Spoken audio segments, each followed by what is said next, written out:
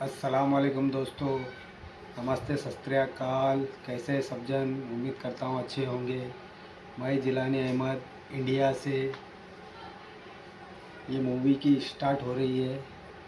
Plane crash होता है एक जंगल में, पानी में गिरता है तो एक लड़की वहाँ पर फंस जाती है घने जंगल में। देखते हैं, चलो मूवी क्लिप कैसा है। ये एक्सप्लेन मूवी है, देखते हैं, चलो स्टार्ट।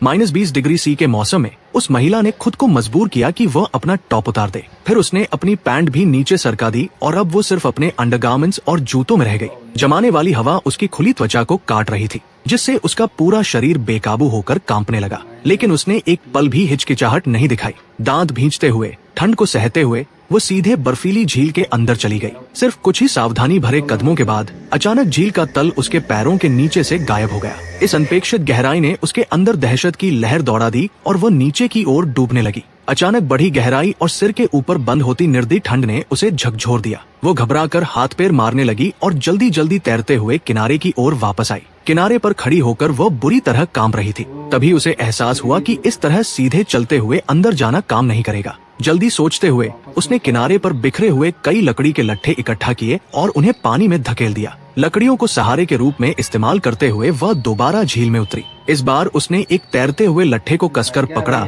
और खुद को पानी में तैरते रहने में कामयाब रही। धीरे धीरे और सावधानी से वो उस लट्ठे को पकड़कर झील के बीच की ओर बढ़ती गई। लेकिन उसका लक्ष्य साफ था, डूबी हुई प्लेन के अंदर मौजूद सप्लाईज और सैटेलाइट फोन। जब वह डूबे हुए रैकेज के ठीक ऊपर पहुंची, उसने एक गहरी और स्थिर सांस ली और नीचे की ओर गोता लगा दिया। जैसे जैसे वह नीचे उतरती गई, ठंड और भी तीव्र होती गई। धुंधले मलबे के अंदर उसके हाथ बेतहाशा टूटे फूटे टुकड़ों और तैरते मलबे में तलाश करने लगे। वो घबराहट में सैटेलाइट फोन ढूंढ रही थी, लेकिन उसे वह नहीं मिला। उसके फेफड़े जलने लगे और सीने में दबाव बढ़ता गया। उसे पता था कि वह ज्यादा देर तक सांस नहीं रोक पाएगी। मजबूर होकर उसने पास में पड़े 2 बैकपैक्स पकड़ लिए और अपनी बची हुई सारी ताकत से ऊपर की ओर तैर गई। वो सतह को चीरते हुए बाहर निकली और हांफते हुए हवा के लिए तरसने लगी। ऊपर सूरज चमक रहा था, लेकिन लंबे समय तक बर्फीले पानी में रहने से उसका शरीर लगभग सुन्न हो चुका था। उसके हाथ पैर भारी और सुस्त महसूस हो रहे थे। फिर भी वो लट्ठे को पकड़े हुए किनारे की ओर बढ़ती रही। तभी उसके पीछे से एक गहरी और गूंजती हुई दहाड़ ने सन्नाटा तोड़ दिया। उसने मुड़कर देखा,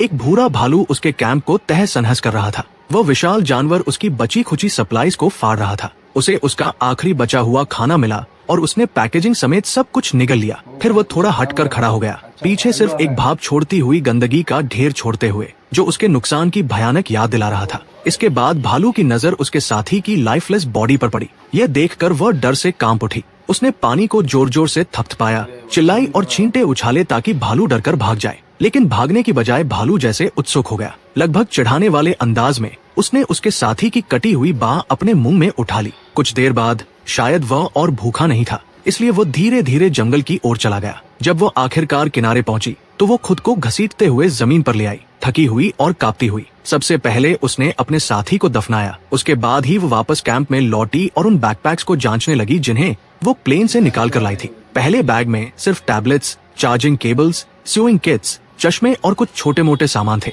उसकी वर्तमान स्थिति में पूरी तरह बेकार चीजें। लेकिन दूसरा बैग नीटली बंडल्ड 100 यून बिल्स से भरा हुआ था। सामान्य परिस्थितियों में ये एक बहुत बड़ी दौलत होती, लेकिन यहाँ जंगल में फंसी हुई हालत में ये सिर्फ बेकार कागज के ढेर थे। पैसे का कोई मतलब नहीं था। उसे अब जरूरत थी पीने लायक पानी और खाने की। पास की झील का पानी गंदला और असुरक्षित था, उसे उबालना जरूरी था। उसने बैंक नोट्स का एक ढेर इकट्ठा किया और उन्हें छोटे से ढेर में रख दिया। अपने चश्मे का इस्तेमाल करते हुए उसने सूरज की रोशनी को फोकस किया। सावधानी से एंगल बनाते हुए उसने लेंस को तब तक समायोजित किया जब तक पैसों से पतली सी धुआं की लकीर उठने नहीं लगी। धीरे धीरे फूंक मारते हुए उसने सूखी लकड़ियों के छोटे टुकड़े डाले और आखिरकार एक स्थिर आग जल उठी। फिर उसने प्लेन के मलबे से एक मुड़ा हुआ धातु का टुकड़ा ढूंढा। एक पत्थर की मदद से उसने उसे पीटकर एक अस्थायी बर्तन का आकार दे दिया। उसमें झील का पानी भरा और उसे आग पर संतुलित करके रखा। वह इंतजार करती रही जब तक पानी जोर जोर से उबलने नहीं लगा। जब धातु ठंडी हो गई तो उसने सावधानी से उबला हुआ पानी उन बोतलों में भर दिया जिन्हें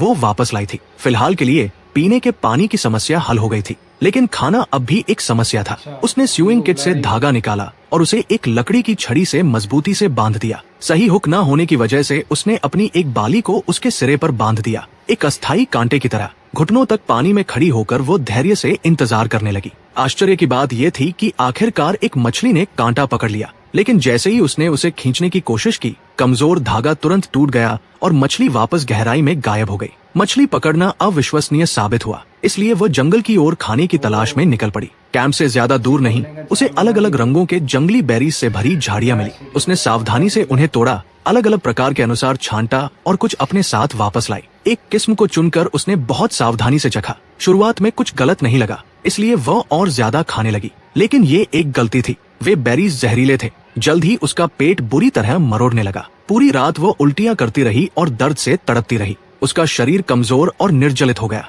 अगली सुबह पीली और थकी हुई हालत में उसने पहले देखी हुई भालू की गंदगी की जांच की। उसने उसे ध्यान से उन बेरीज से तुलना की जो उसने इकट्ठा किए थे। रंग और गूदे की बनावट में उसे समानता मिली। भालू ने उन खास बेरीज को बिना किसी नुकसान के खाया था। फिर भी सावधानी बरतते हुए उसने बहुत कम मात्रा में खाया और इंतजार किया। जब कोई बीमारी नहीं हुई तो उसने पुष्टि कर ली कि वे सुरक्षित है। राहत की सांस लेते हुए उसने बड़ी मात्रा में खाने योग्य बेरीज इकट्ठा कर लिए। उसी समय आसमान से हल्की बारिश की बूंदें गिरने लगी। अवसर पहचानते हुए उसने जल्दी से अपनी सभी बोतलें और कंटेनर बाहर रख दिए ताकि बारिश का पानी इकट्ठा किया जा सके। शाम तक बोतलें भर चुकी थी। जैसे ही वो उन्हें समेटने लगी, उसकी नजर दूर कहीं एक हल्की चमक पर पड़ी। रात में रोशनी का मतलब सिर्फ एक ही हो सकता था, लोग। कई दिनों बाद पहली बार उसके सीने में उम्मीद की लहर दौड़ गई। अगली सुबह जल्दी उसने अपना थोड़ा बहुत सामान पैक किया और उस दूर की रोशनी की दिशा में चल पड़ी। उसका दिल उत्साह से तेज धड़क रहा था। उसे यकीन था कि शायद अब बचाव करीब है। तभी उसने जमीन पर कुछ देखा, ताजे जैसे दिखने वाले पदचिन्ह हैं। उत्साहित होकर वह उन्हें फॉलो करने लगी, ये सोचकर कि वे उसे अन्य बचे हुए लोगों तक ले जाएंगे। लेकिन कुछ दूरी तय करने के बाद अचानक वह जमीन पर पड़े एक प्लास्टिक बैग के सामने आ खड़ी हुई। वो उसे परिचित लगा। वो वही बैग था जिसे उसने पिछली रात छोड़ा था। वो ठिठक गई। धीरे धीरे उसने चारों ओर देखा और भी बिखरे हुए बैग पहचाने, उसके अपने ट्रेल मार्कर्स। एक ठंडी सच्चाई उस पर हावी हो गई। घबराकर उसने अपने जूतों के तलवों की जांच की और उन्हें मिट्टी में बने निशानों से मिलाया। वे पूरी तरह मेल खा रहे थे। जिन पदचिन्हों का वह पीछा कर रही थी वे उसके अपने ही थे। असल में सिर्फ एक दिन पहले वह अपने बॉयफ्रेंड के साथ एक प्राइवेट प्लेन में यात्रा कर रही थी, लेकिन रास्ते में अचानक प्लेन ने नियंत्रण खो दिया और पास की झील में गिरकर क्रैश हो गया। जब महिला को होश आया तो उसने खुद को उल्टा लटका हुआ पाया। उसकी सीट बेल्ट से बंधी हुई और कॉकपिट में तेजी से पानी भर रहा था। डर से कांपते हुए उसने अपनी सीट बेल्ट खोली और किसी तरह बाहर निकलने में कामयाब हुई। फिर वह पायलट की सीट की ओर बढ़ी और उसकी सीट बेल्ट खोलने की कोशिश करने लगी,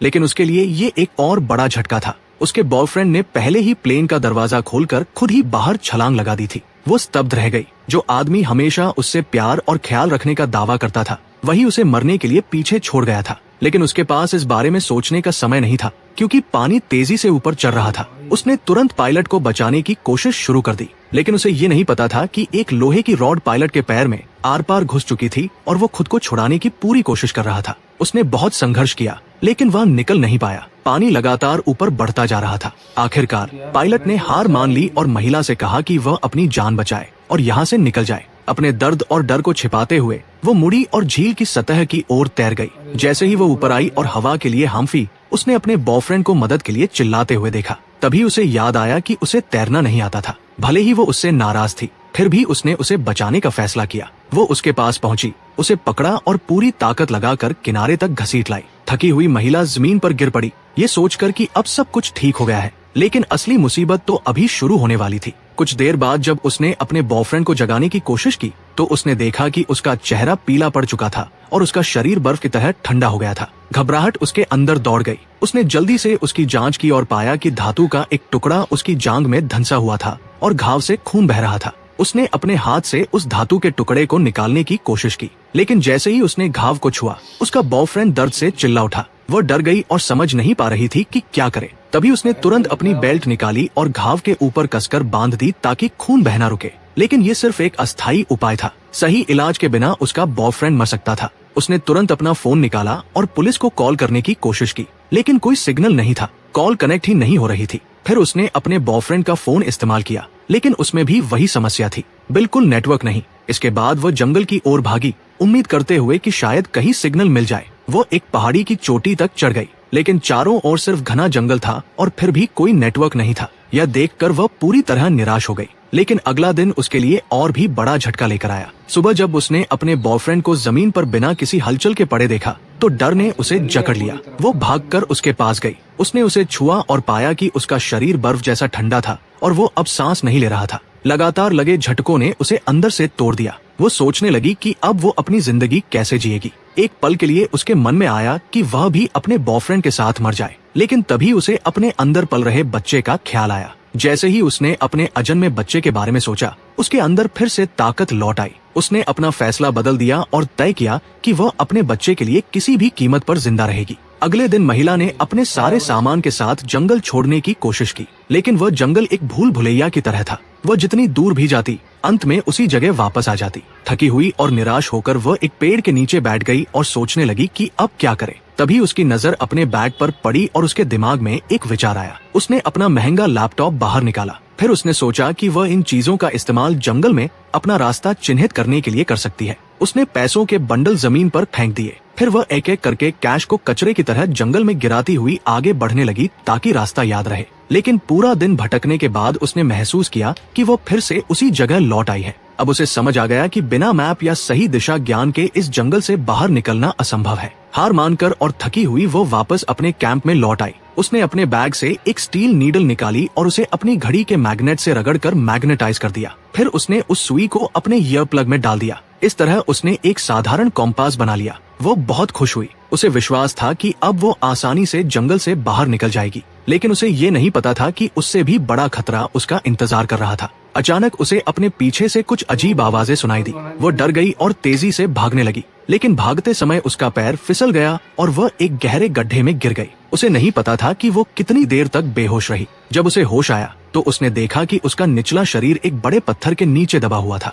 उसने उसे हटाने की कोशिश की, लेकिन अचानक उसके सिर में तेज दर्द उठा। उसने अपना सिर छुआ और महसूस किया कि वो फट गया है और उससे खून बह रहा है। तुरंत उसने अपने बैग से एक स्कार्फ निकाला और उसे कसकर अपने सिर पर बांध लिया। फिलहाल उसने खुद को संभाल लिया था, लेकिन पत्थर के नीचे फंसी होने की वजह से वह हिल भी नहीं सकती थी। वह पूरी तरह निराश हो गई और हार मानने ही वाली थी। तभी उसे अपने गर्भ में पल रहे बच्चे की याद आई। अपने बच्चे के बारे में सोचते हुए उसने खुद को बार बार हिम्मत दी कि वह किसी भी हाल में यहाँ से निकलेगी। उसने पास पड़ा एक छोटा पत्थर उठाया और बड़े पत्थर को तोड़ने की कोशिश करने लगी। उसे नहीं पता कि वो कितनी देर तक कोशिश करती रही। उसके हाथ सुन्न हो गए, लेकिन माँ का प्यार उसे लगातार हिम्मत देता रहा। ये काम लगभग असंभव लग रहा था, लेकिन फिर उसने देखा कि वो पत्थर के नीचे एक छोटा सा छेद बनाने में सफल हो गई है। अब वह अपना पैर उस छेद से बाहर निकाल सकती थी। उसने अपनी सारी ताकत जुटाई और आखिरकार अपना पैर छुड़ाने में सफल हो गई। वह जमीन पर लेट गई और गहरी सांस ली, ये महसूस करते हुए कि वो अब भी जिंदा है।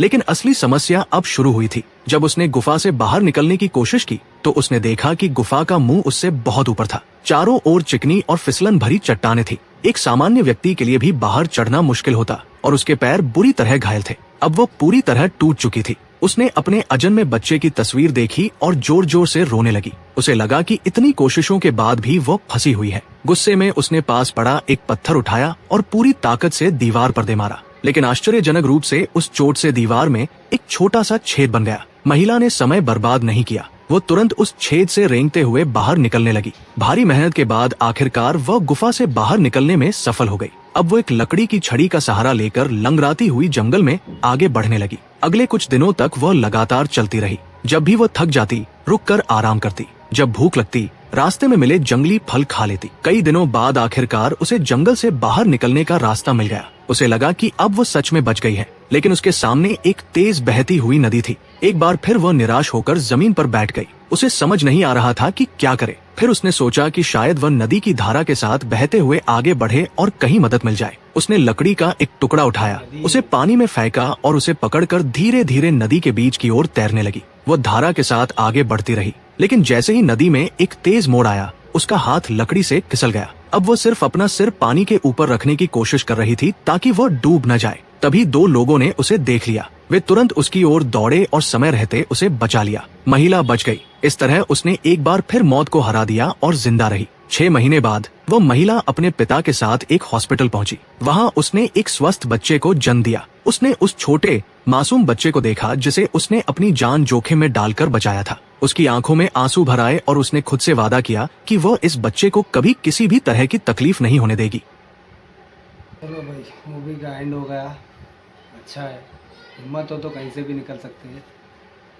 और ऐसे ही वीडियो देखने के लिए हमारे चैनल को सब्सक्राइब करें, वीडियो को लाइक करें। मिलेंगे नेक्स्ट किसी वीडियो में। अल्लाह हाफिज़, टेक केयर।